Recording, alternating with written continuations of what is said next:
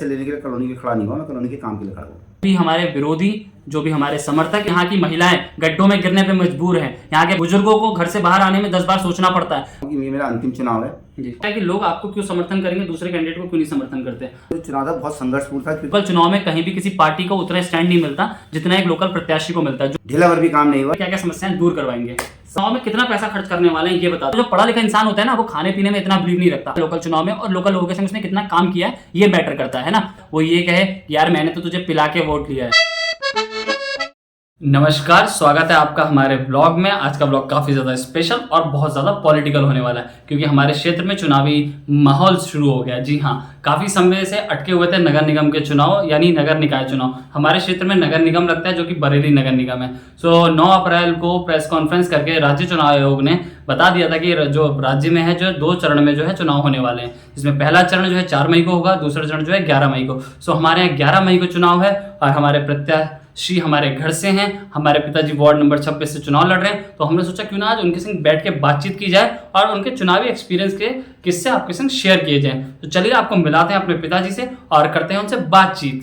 तो फाइनली मैं आपको मिला देता हूं अपने पापा से। पापा साइड में बैठे। पापा सबसे पहले अपना इंट्रो दे दीजिए हमारी ऑडियंस को। नमस्कार, मैं अशोक कुमार जोशी, वार्ड नंबर 26 निर्दलीय नगर निगम प्रत्याशी हूँ। जी, बरेली नगर निगम वार्ड नंबर 26 यानी कि आईवेराई, रेलवे कॉलोनी, कुर्मांचल नगर, परतापुर जीवन साय, नॉर्थ सिटी, सन सिटी, इंद्रप्रस्थ, जमुना विहार। देखिए कितना बड़ा क्षेत्र है, इसमें तकरीबन 11,000 से ज्यादा वोटर्स हैं। इतने बड़े चुनावी क्षेत्र से आप चुनाव लड़े, तो सबसे पहले आपको बहुत बहुत साधुवाद, धन्यवाद। लेकिन एक इंडिपेंडेंट प्रत्याशी के लिए बहुत ज्यादा मुश्किल होता होगा इतने बड़े क्षेत्र में मतलब चुनाव लड़ना। तो आपकी क्या रणनीति है? सबसे पहले मैं आपको ये बताना चाहूँगा, 2012 में मैं चुनाव लड़ा था जी, द्वितीय स्थान पे रहा था, मात्र 17 वोटों का मार्जिन रहा था जी। उस समय आप किस पार्टी से लड़े थे? या उस समय भी निर्दलीय लड़ा था, और जो विनर जीता था वो भी फर्स्ट आए थे। और जहाँ मतलब पार्टी दूर दूर तक नहीं थी। बहुत बड़ी बड़ी पार्टियां जिनकी मैं बात करूं, कांग्रेस, बीजेपी या और भी तमाम पार्टियां, वो दूर दूर तक नहीं थी। तो इंडिपेंडेंट और रनर अप जो रहे थे, इंडिपेंडेंट ही प्रत्याशी रहते, जो कि मेरे पिताश्री हैं, और जो फर्स्ट नंबर पे आए थे वो भी रनर अप रहते। लेकिन लोकल चुनाव में कहीं ना कहीं इसका मतलब महत्व रहता है इंडिपेंडेंट का, क्योंकि पार्टी उतनी महत्व नहीं रहती है ना। कुछ संभव ये, इससे आप मेरे आंकड़ों से अंदाजा लगा सकते हैं। मैं 32 साल से यहाँ रह रहा हूँ जी। तो आज से 11 साल पहले लोगों ने उनका मन बना कि किसी ऐसे प्रत्याशी को खड़ा किया जाए जो लोगों की समस्याओं को, छोटी छोटी समस्याओं को समझ सके, क्योंकि बड़े स्तर की समस्याएं तो विधानसभा और लोकसभा में होती है जी। इसको नगर निगम यानी एक तरीके से शहर की लोकसभा कहना गलत नहीं होगा, क्योंकि एक जिले की जो भी समस्याएं होती है, एक क्षेत्र की। तो आपको लगता है इन 5 सालों में जो भी काम हुए आपके क्षेत्र में, कुछ काम हुए, अच्छे काम हुए? हमारे क्षेत्र में टैक्स ही लिया गया बीडीए का, नगर निगम का। काम के में ढीला भर भी काम नहीं हुआ। नेता आते हैं और आश्वासन देके चले आते हैं। अभी पिछले कई समस्या महीनों से नाली की इस सोसाइटी को आई थिंक एक निजी पार्टी, मैं निजी पार्टी तो नहीं कहूँगा, राष्ट्रीय पार्टी या फिर निजी लोगों ने उसको अपना एक गढ़ बना लिया है। मतलब कुछ लोगों ने अपना एक गढ़ बना लिया है कि ये हमारे वोट्स यहाँ पे फिक्स हैं। लेकिन लोकल चुनाव में मुझे 200% श्योर है कि लोकल चुनाव में कहीं भी किसी पार्टी को उतना स्टैंड नहीं मिलता जितना एक लोकल प्रत्याशी को मिलता है, जो लोकल लोगों के संग जुड़ के, उनकी समस्याओं के संग दिन रात खड़ा रहता है एटलीस्ट, है ना। ये नहीं कि किसी बाहर के प्रत्याशी को टिकट दे दिया या किसी लोकल के एक ऐसे इंसान को टिकट दे दिया जो क्षेत्र में मतलब जल्दी ही में एक्टिव हुआ है।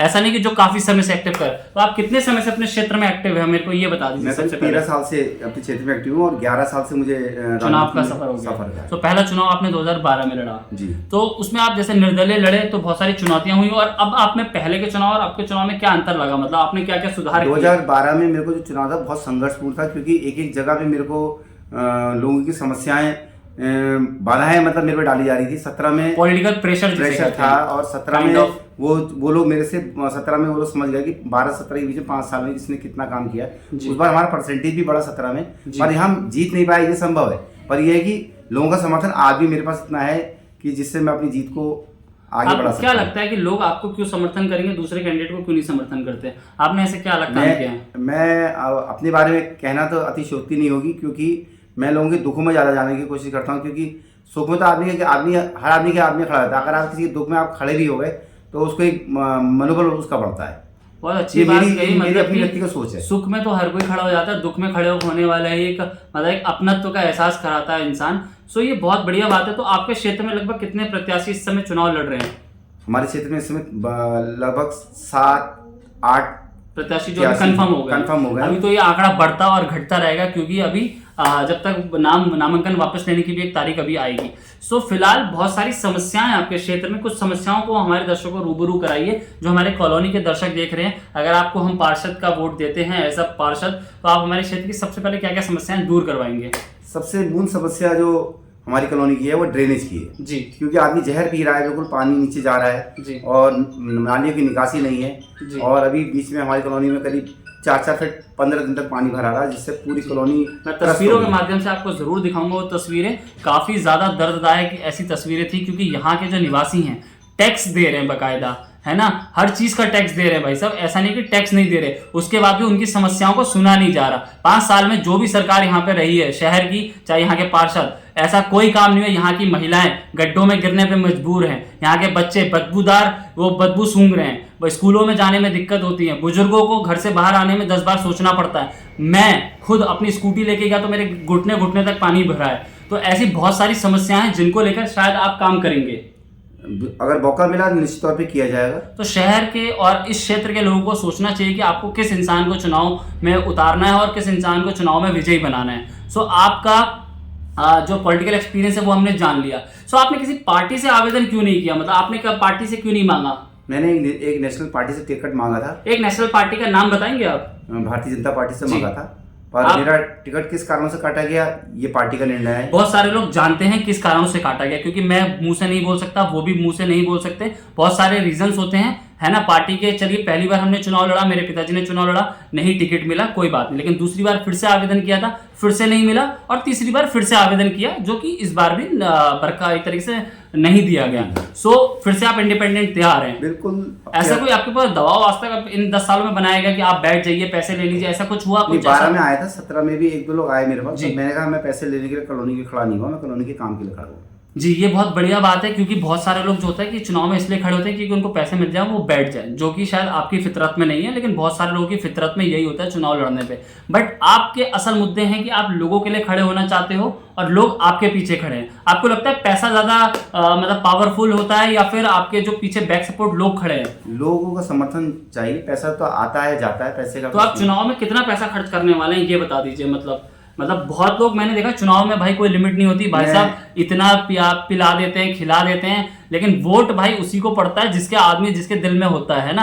आप खाओगे पियोगे किसी की भी, लेकिन आप वोट किसी और को दोगे, है ना। और जो पढ़ा लिखा इंसान होता है ना, वो खाने पीने में इतना बिलीव नहीं रखता, ऐसा मेरी थिंकिंग। आपको क्या लगता है? बिल्कुल, इस बात में कोई अतिशोक्ति नहीं है, क्योंकि 12 में मेरे संग कुछ लोग ऐसे लग गए थे जो मेरा पैसा थोड़ा खर्च हुआ। 17 में हम उन सब चीज़ से बहुत दूर रहे, और 23 में तो हम बिल्कुल भी नहीं करेंगे।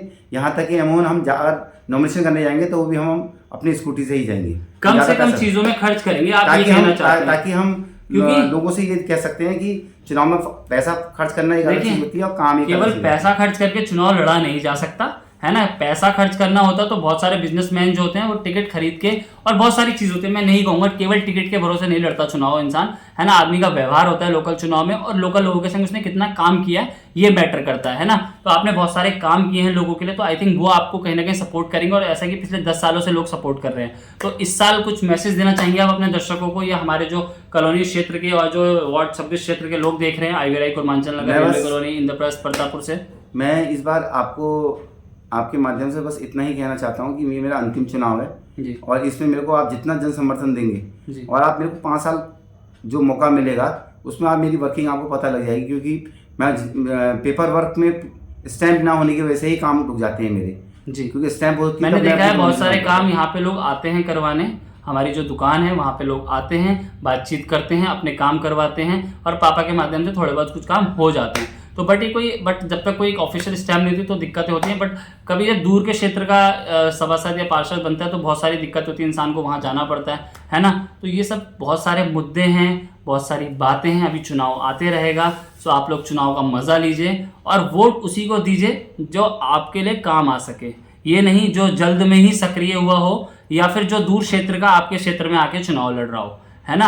आप जाति देखिए, आप जो देखना है आप देख सकते हैं, लेकिन एक इंसानियत के नाते आपको उस इंसान को वोट देना चाहिए जो आपके क्षेत्र का हो और आपके लिए खड़ा हो सके, आपके लिए दिन रात खड़ा हो सके। ऐसा नहीं कि जीतने के बाद वो ये कहे कि यार मैंने तो तुझे पिला के वोट लिया है ना। आप पढ़े लिखे लोग हैं और अगर आप नहीं भी पढ़े लिखे तो आपको इतनी समझ होगी कि आपको किसको वोट देना है ना। मैं ये नहीं कहूँगा कि आप मेरे पिताजी को वोट दीजिए, आपको जो लगता है, जो व्यक्ति काबिल है, केवल पार्टियां नहीं देखता है इंसान, निकाय चुनाव में जैसा मैंने आपको बार बार कहा, इंसान देखता है और इंसान के काम देखता है ना। तो इसी आशा के संग मैं उम्मीद करता हूं जो भी हमारे विरोधी, जो भी हमारे समर्थक इस वीडियो को देख रहे हों, तो वो प्लीज़ कान खोल लीजिए, अपनी आंखें खोल लीजिए और ध्यान से वोट दीजिए, ठीक है। बाकी तो इतने बड़ा मैं हूँ नहीं, हमसे बड़े हमारे पिताजी, उनको ज़्यादा एक्सपीरियंस है राजनीति का, हम तो बस बैक फुट पे काम करने वाले इंसान हैं। तो हमने सोचा क्यों ना एक ब्लॉग बनाया जाए और इस क्षेत्र में लोगों को थोड़ा सा जानकारी दे दी जाए कि इस बार पिताजी का जो है हमारे, उन्होंने कहा आखिरी चुनाव है, ये लास्ट चुनाव है, इस बार के बाद वो चुनाव नहीं लड़ेंगे। तो इसलिए तहे दिल से आपका शुक्रिया, आप बिल्कुल समर्थन करिए। बस यही है कि हम ज़्यादा खर्च नहीं कर सकते भाई, हम जीतने के बाद ज़रूर खर्च करेंगे, है ना, क्योंकि चुनाव की में खर्च करने की कोई सीमा नहीं है। हमारे जो बेसिक खर्चे हैं हम वो ही करेंगे, और पढ़ा लिखा इंसान हमेशा वोट जो है पैसे खर्च करने से नहीं देता है। So thank you so much for watching our blog. नमस्कार, धन्यवाद।